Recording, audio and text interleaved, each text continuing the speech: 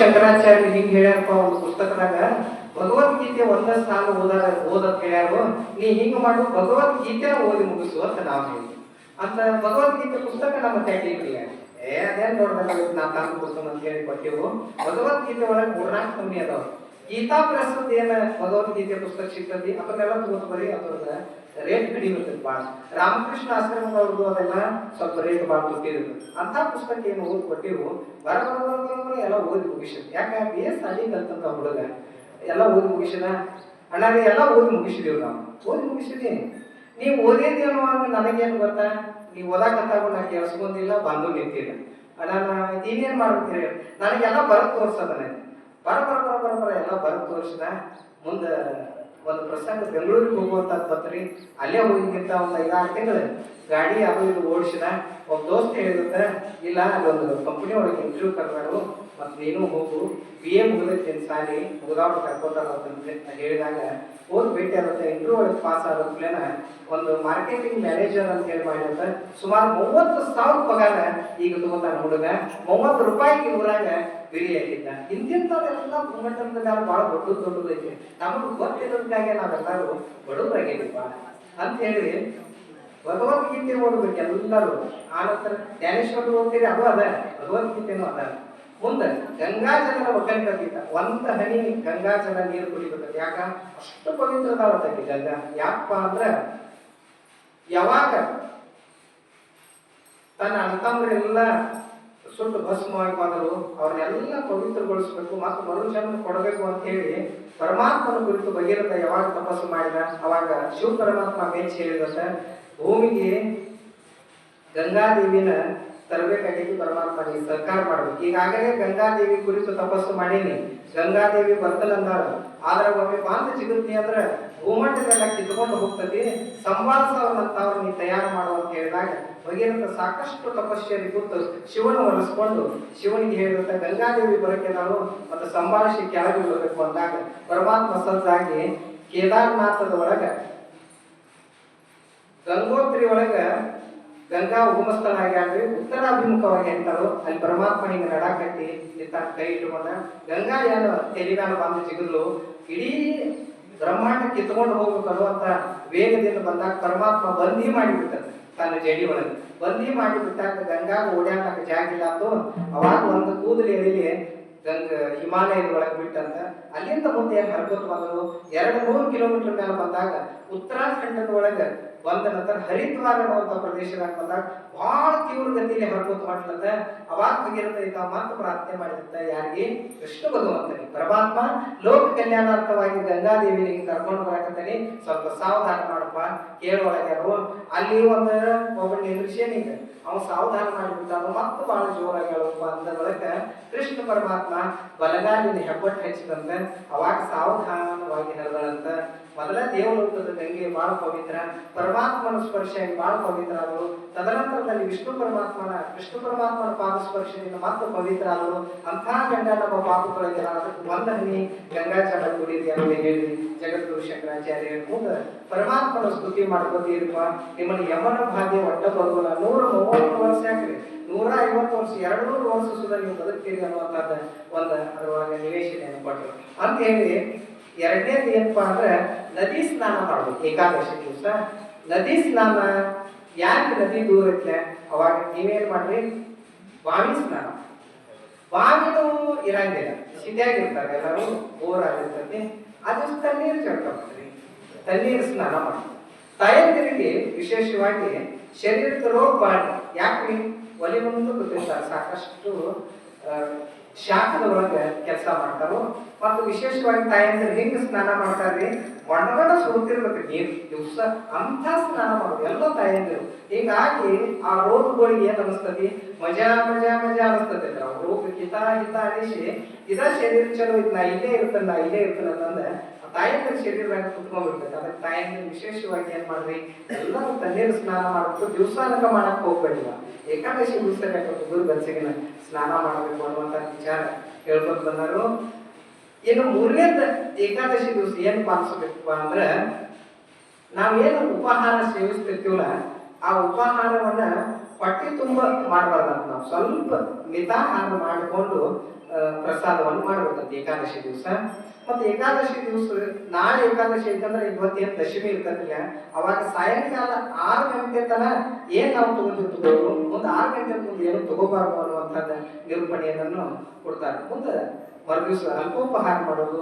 ತದನಂತರದಲ್ಲಿ 4ನೇದು ಏನು ಹೇಳಿಕೆ ಕೊಡ್ತಾರಪ್ಪ ಅಂದ್ರೆ, ಏಕಾದಶಿ ದಿವಸ ಏನಾರ ಕೆಲಸ ಮಾಡ್ಕೊಂಡು ಇರೋದಂತ ಸೊಮ್ಮು ಕುಂದ್ರದತ್ರಿ, ಇಲ್ಲ ವಾಕಿಂಗ್ ಮಾಡೋದು, ಎಲ್ಲರೂ ಪೌನ್ಯಾರ ಮನೆಗೆ ಹೋಗೋದು, ದೇವಸ್ಥಾನಕ್ಕೆ ಹೋಗೋದು, ಎಲ್ಲಿ ಬೇಕಾದಲ್ಲಿ ಹೋಗೋದು, ಕರೆ ನಿದ್ರಿ ಮಾಡಬಾರ್ದು. 4ನೇದು ವಿಚಾರ ಇದನ್ನು ಸಂತರು ತಿಳಿಸ್ಕೊಂಡು ಮಾಡ್ಕೊಂಡು ಬಂದರು. ಅಂಥದ್ದು ವಿಶೇಷವಾಗಿ ಇವತ್ತು ಏಕನಾಥ ಷಷ್ಠಿ ದಿವಸ 1511 ಶ್ರೀ ಶಾಲಿವಾಹನ ಸಂಖ್ಯೆ 1511 ವಿಜಯನಾಮ ಸಂವತ್ಸರದಂದು ರವಿವಾರ ದಿವಸ ಷಷ್ಠಿ ದಿವಸ ಅವರು ಸಮಾಧಿಯನ್ನ ತಗೊಂಡು ಎಂಥ ಸಹನ ಶಕ್ತಿ ಹೊಂದಿದ್ರಂತ ಅವರು ಏಕನಾಥ ಮಹಾರಾಜರು.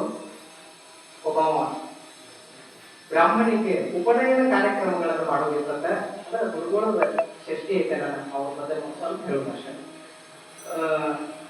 ಬ್ರಾಹ್ಮಣಿಂದ ಉಪನಯನ ಕಾರ್ಯಕ್ರಮ ಮಾಡಿಸ್ಲಾಕ ಊರಾನವ್ರ ಕಡೆ ಬಂದಂತ ಹೋದಾಗ, ಇಲ್ಲ ಮಗನ ಮುಂಜೀವಿ ಕಾರ್ಯಕ್ರಮ ಐತ್ರಿ, ಮತ್ತೆ ಏನಾದರೂ ಸ್ವಲ್ಪ ಸಹಾಯ ಮಾಡಿ ಅಂತಂದಾಗ ಇದು ಹೇಳುವಂತ ವಿಚಾರ ಏಕನಾಥ ಮಹಾರಾಜರ ಸಹನಶೀಲತ ಸಹನ ಶಕ್ತಿ ಎಷ್ಟು ದೊಡ್ಡದಿತ್ತು ಅನ್ನುವಂಥದ್ದು ಉದಾಹರಣೆ.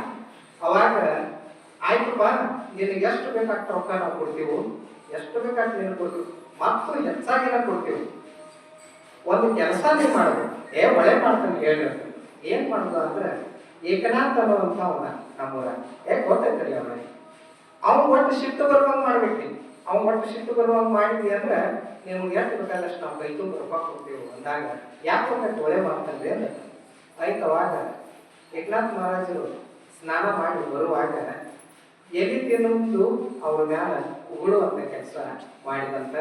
ಅವಾಗ ಮಹಾರಾಜರು ಏನು ಹೆಂಗೆ ಮಾಡಿಲ್ಲ ಏರಿತು ಅಂತ ಹೇಳಿ ಮತ್ತೆ ನದಿಗೆ ಹೋಗಿ ಸ್ನಾನ ಮಾಡಿ ಮತ್ತೆ ಬಂದಂತ, ಮತ್ತು ಉಗುಳಿದಂತ.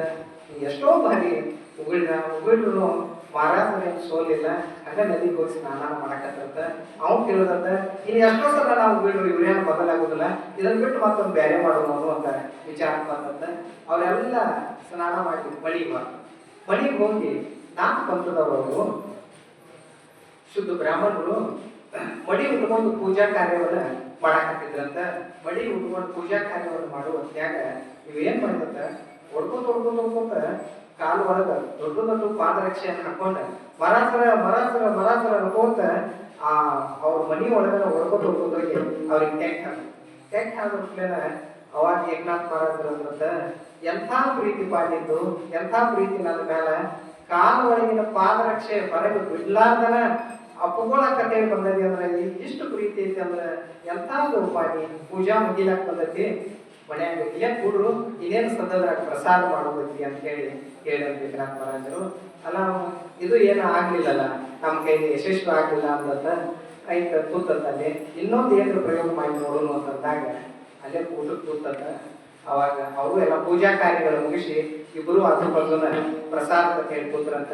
ಅವಾಗ ತಾಯಿ ಪ್ರಸಾದ ಬಡ್ಸಾಕತ್ತಿದ್ರಂತ.